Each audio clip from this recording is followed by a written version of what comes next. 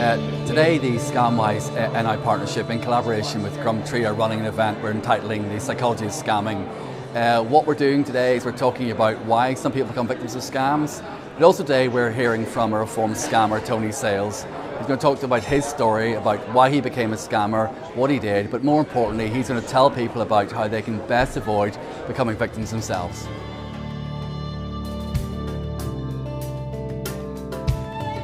So, my name's Tony Sales.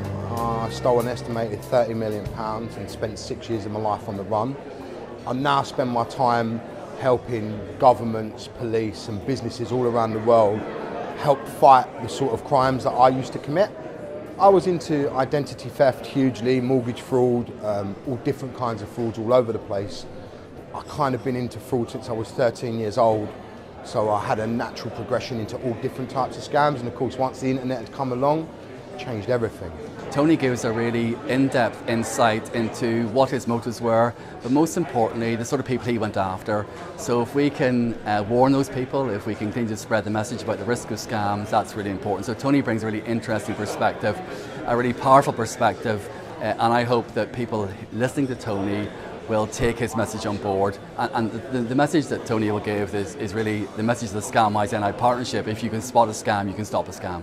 So one of the first scams that I ever done as a child was sponsorship forms. I would go door to door, simply knocking on someone's door.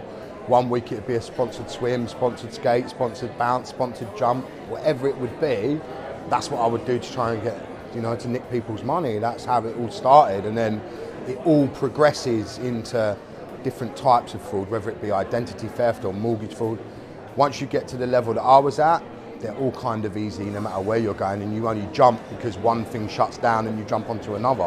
Where I'd been on the run for like 6 years, I hadn't spoken to my wife. She didn't know we was on the run, so I hadn't spoken to her for 3 months.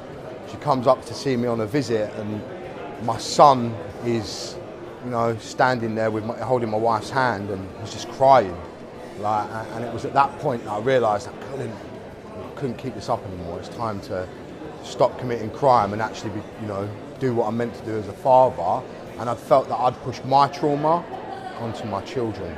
It's bad. So that was it, instantly stopped. I say it all the time, so the best possible thing you can do is just get wiser about the scams that are actually going on. Don't ever give anyone who calls you or emails you for your information. Don't just go giving it to them freely. Unless you've prompted them to ask you for that information, then I suggest that you never give that information out anywhere. It's very important. If someone feels they're being scammed, they should contact us on 101. To the rest of the public, I suppose my heartfelt plea is, please make yourself scam aware. Go onto the Scamwise NI Facebook page or the NI Direct site, and there you'll get details of types of scams that are prevalent, and the steps you need to take to keep yourself safe online, safe in the post, safe when you answer the phone, or safe in the doorstep.